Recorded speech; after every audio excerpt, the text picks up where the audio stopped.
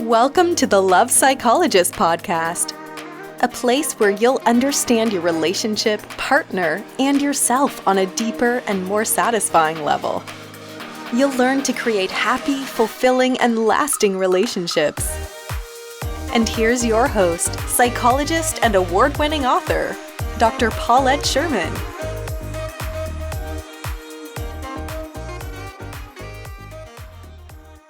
Hi there, this is Dr. Paulette Sherman, the host of this podcast, The Love Psychologist, and I'm so happy that you joined us today.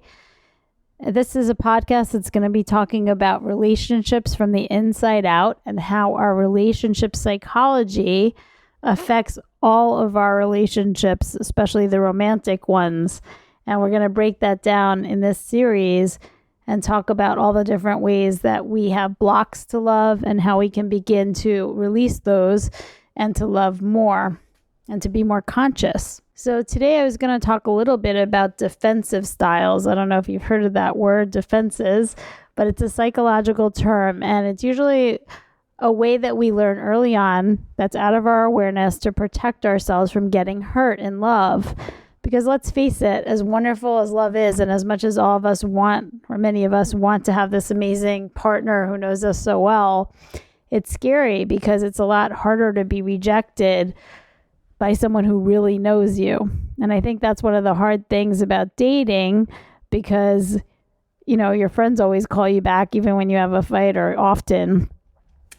And all of a sudden you're meeting strangers and they may not call you back and you feel like you didn't make the cut. And that seems so hard. But sometimes it's even harder when you think about it if you haven't been married, when someone knows you for years and years and they are like your best friend and you are married to them and you feel like all they see is all your worst qualities and they're always rejecting you, because that can hurt too. So there's just so many ways that we can begin to empathize with ourselves and our partner, and why we're afraid and why we do put up blocks and why we do protect ourselves, sometimes without even our own awareness. So we're going to talk a little bit about that today, because really I find that as a relationship expert that at every stage of relationship, we have these defenses, and it can really stop us from moving forward in love. And most of us, when we really think about that and realize that we don't want that, but we're not even really aware of these automatic patterns. So today we're going to just explore a few of them. And I'll try to give you some examples that hopefully you can relate to, about how these examples play out in dating and in marriage. And then hopefully you can look at yourself and start to really think about which ones you might be using. Maybe there's some that you're doing that I haven't covered. And if that's the case, you can always email me and let me know what another defensive style that you're doing is. And maybe I can share that with everybody, except not telling your name, of course. So let's start, and I'll give you some examples today. I'm going to start with dating, because my first book, Dating from the Inside Out, which was published by Sherman Schuster many years ago, it's still out there. And I listed 15 defensive dating styles in my book. Don't worry, I'm not going to cover all of them. But I even give you a quiz in the book so you can figure out, if you're single, which ones that you do. So I'm just going to take a few from those today just to give you some examples. And then I'm also going to give you some examples for those of you who are in a long-term relationship or married. So meanwhile, while I'm talking about these, you will hopefully get the idea, but you can also start thinking about yourself and your partner and what defensive styles that you see that either you or your partner use to protect yourself from really getting hurt in love. And that's really important that we look at that. It's not just that they're cold or that they are pushing you away on purpose because they don't want to be close. That's what it can feel like when you're on the other side of that. But it's really more if we have a compassion to understand that it's very vulnerable to be in a relationship, to be known, and to possibly be hurt or rejected. And that's why we do this. And sometimes it's even out of our awareness. We can't really help it but do it until we at least make it conscious. So one defensive style that I'll share is the Aristocrat. So here's an example, and this is in dating. Hilda was used to getting everything her way. She was daddy's little girl and expected similar treatment from all of her dates. Men found her confidence intriguing at first, but they later felt that the relationship should be more reciprocal. They were tired of being her slave, her love slave. It's good to know who you are and what you want. That's true. But a relationship is really about both people. And a relationship does require understanding of your partner's needs as well as your own. So a possible cause of this kind of defensive style is that maybe, like in this case, she grew up being really catered to and given everything that she wanted. And she wasn't really expected to consider how others' actions affected her because the focus was always on her. And, in terms of a defensive style, if you're always making sure that your needs get met, then maybe somewhere you think you won't be hurt, right? Because you're kind of like scouting and making sure that the other person is always aware of that. But one thing that if you have this defensive style that you can do is you can stop to ask yourself what you've given back in your relationships. And you can consider maybe compromising your desires once in a while in the spirit of more mutuality and reciprocity. So if you're saying it's all about me, maybe you can start to ask yourself, I do that because I'm afraid my needs won't get met. What are some of the needs of my partner? What can I do for my partner today? Before we talked about being passive aggressive in a prior episode, and another defensive style is being the avoider. So the avoider always asks, why do today what I can maybe do tomorrow? I'm laughing because I know some people like that. I don't know if you do. And so in this example, Rebecca would talk about dating and marriage, and she was in her early 40s and wanted to have kids, but she never seemed to make it to any single events that she would put on her calendar. She subscribed to so many dating sites, but she rarely wrote anyone. And, she was scared, and her actions and her words did not match. Does this sound familiar to anyone? She would often just retreat and, stay under the covers. So even though there were many opportunities, especially in New York, fear really stopped her from making choices that would serve her now because she was afraid. So I don't know if this is something that you relate to, or maybe you're about your partner. But if you know any avoiders, sometimes the possible cause is that procrastination can run in the family. Maybe, your parents put things off when they were worried about something, or you saw that modeled. There could be many reasons. But know that this fear and this defensive style can hinder your progress with many things, and certainly with dating, right? If you're staying home all the time, because you miss many opportunities that would have been available to you if you just gone a little outside of your comfort zone. So if you identify that that's your unconscious fear, you can stop yourself from just retreating whenever there's an opportunity. And you can take baby steps towards realizing your dating goals and just celebrate every time that you just go a little further and go out, even when maybe you wanted love to come find you instead. So oftentimes, I'm going to be a little sexist here, but I find that men tend to like the woman that doesn't chase them, that doesn't have an agenda, that really has her own life, right? And that can look like the independent woman. So at first, they're really attracted to that because, they have their freedom and, and they kind of want to chase her because she's not chasing them. But after a while, what I find is that most people, men included, want to feel special. So if they're going a year or two and she's still treating them like, I could take you or leave you, they're going to move on because they kind of want to feel special and they don't want to just catch feelings and get an attachment and then she doesn't reciprocate and they don't feel like that's healthy probably. So after a while, what appears really attractive starts to become strange and doesn't really work in a relationship. And the person who's the independent will often tell themselves, I appear cold and self-centered. Well, they don't tell themselves that, but that's how they appear, as cold and self-centered, because they're very cool and fun in the beginning, but then they just, again, seem to not attach, can take it or leave it when they like someone and never really let themselves get closer. And a possible cause of this could be just that it was the way things were done in your family. I've had families where, they go to funerals and no one sheds a tear, or certain families culturally where they know they love each other, but no one has ever said it, even in really serious situations. So it's kind of a loss that connection is never really made conscious, and the love is not shown because it's all about being vulnerable, and they just don't do that. So I'm sure people like that if it isn't you. And so that can be a big loss to, maybe your father dies, your mother dies, or your partner dies, and you never have told them the way that you felt, even though hopefully you've shown it. So one way to address that is to practice in baby steps, just being more vulnerable by expressing your feelings and your appreciation and your love and being really real in your relationships, because you can identify all the things that you're losing by just choosing pride or walls, so as not to get hurt, because there's a lot of things that you could gain if you were willing to be a little more vulnerable. I'll give you one more dating example, because a lot of these actually really apply to marriage as well when you think about it. But let's see. Let's take the perfectionist. So the perfectionist says to themselves, no one is good enough for me. So Kelly was an athlete and an honor student, and she had an impressive job and contacts. No matter whom she dated, she found them subpar. She found the littlest things were red flags, and she kept eliminating people, even though they were wonderful. She was always kind of waiting for something better, and she couldn't appreciate what she had now. So she was just always waiting for something better to come along, and she ended up being alone and miserable. And she would always look at what isn't working. So one of the causes for this is that maybe your parents were perfectionists, right? Or they treated you that way, that you had to always be doing something better, that it was never enough. And somewhere you learn that. And so you apply that to your dating or to your relationships.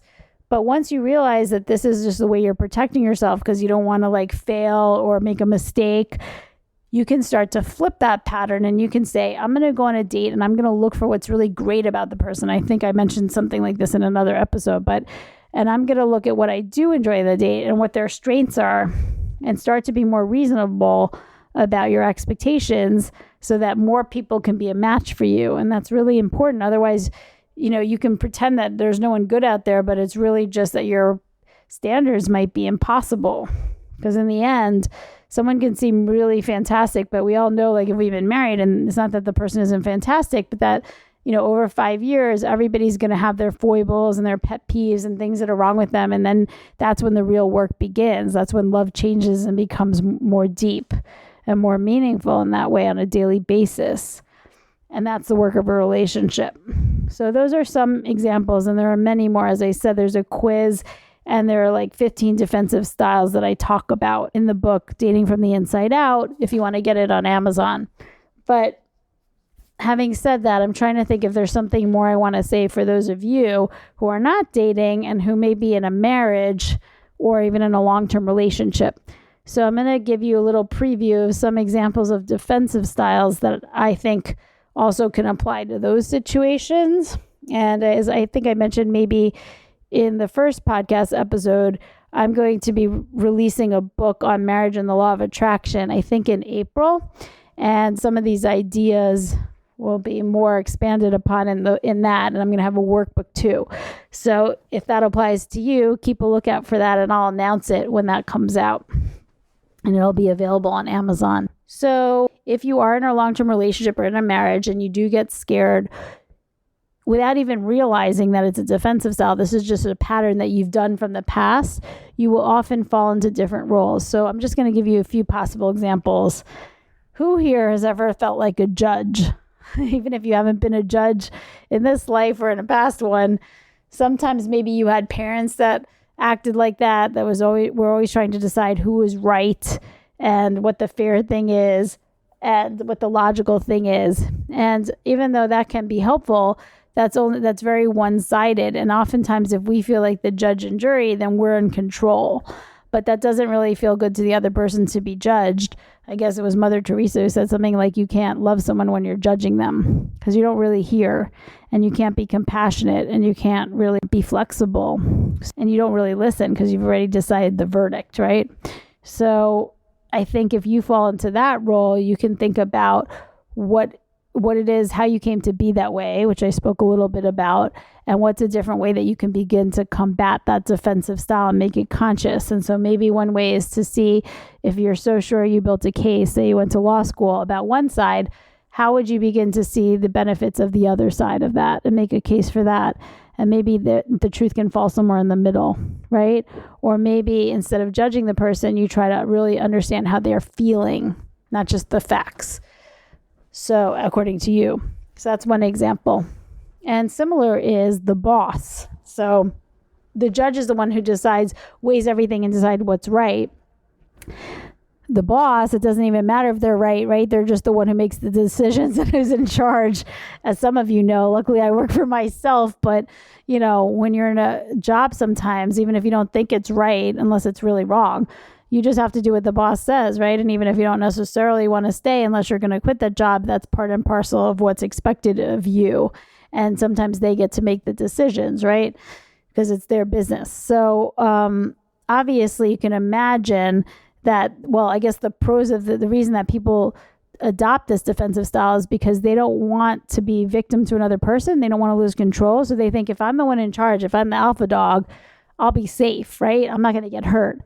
But obviously there's repercussions in a relationship for this type of defensive style, because nobody wants to be sort of the other one, right? I mean, sometimes they do. Sometimes that's a dynamic and they're attracted to the boss and they want to be the coworker, and that's fine. But sometimes they want to switch off and have different levels of control and, have an equal relationship or have decision-making power in other ways. Often that is the case. So it's important to recognize if this is something you're doing automatically, and how you can begin to think about that is like, how many decisions do I usually make? Do I usually hear the person out? Do I give them time to make decisions? Do I let them take the lead in different areas? How is our dynamic? Another one that I see that's pretty common is the victim.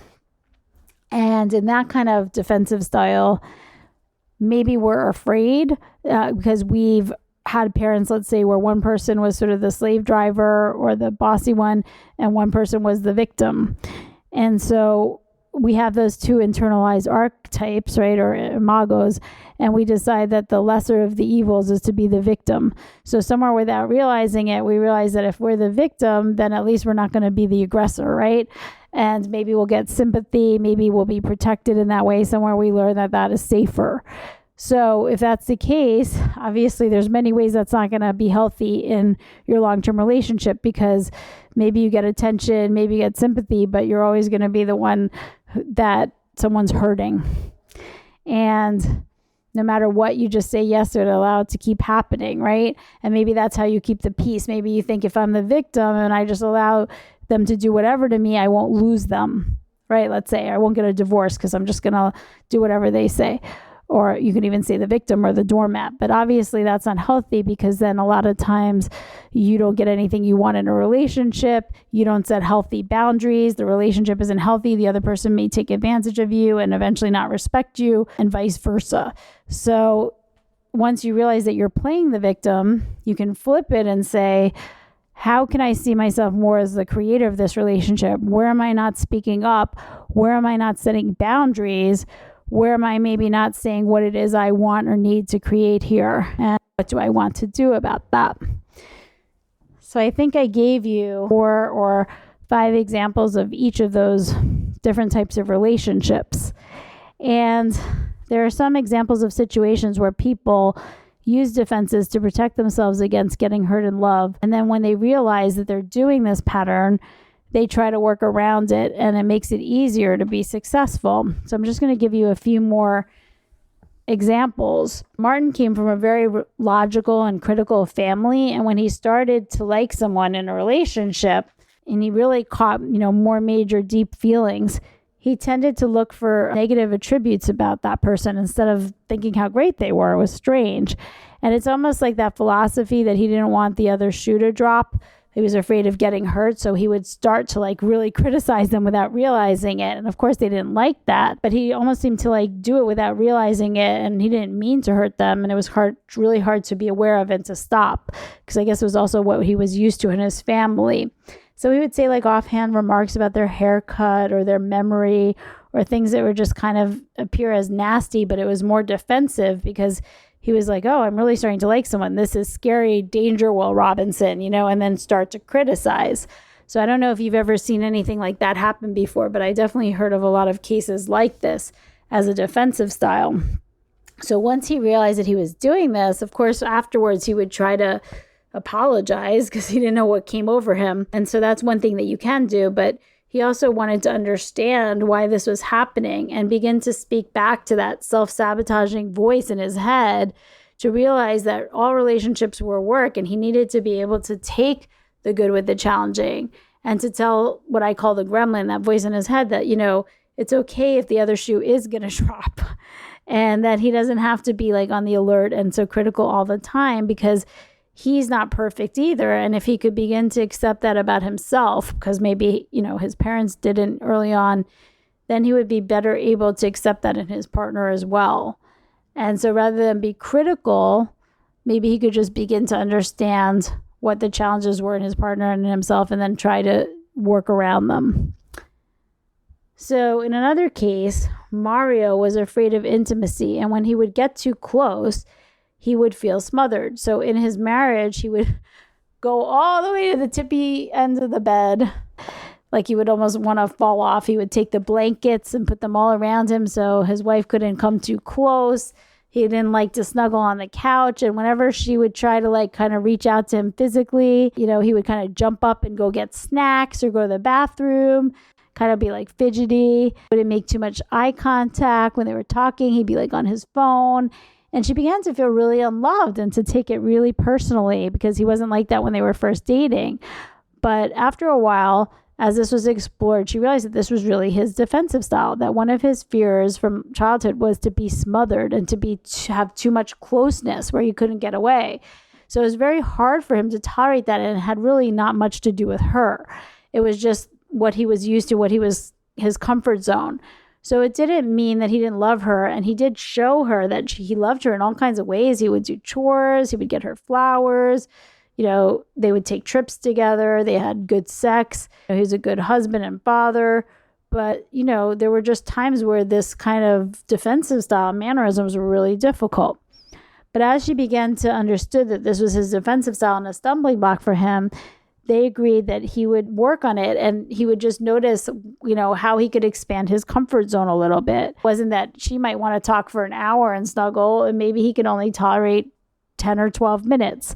But at least when he began to really try to tolerate 10 or 12 minutes, he realized it was his issue. He could begin to expand it and work on it in himself, which made him a better person in the sense that he could show love more. And it also really helped her, because she felt like, okay, well, at least for those 12 minutes, he's showing me, and I see that he's trying.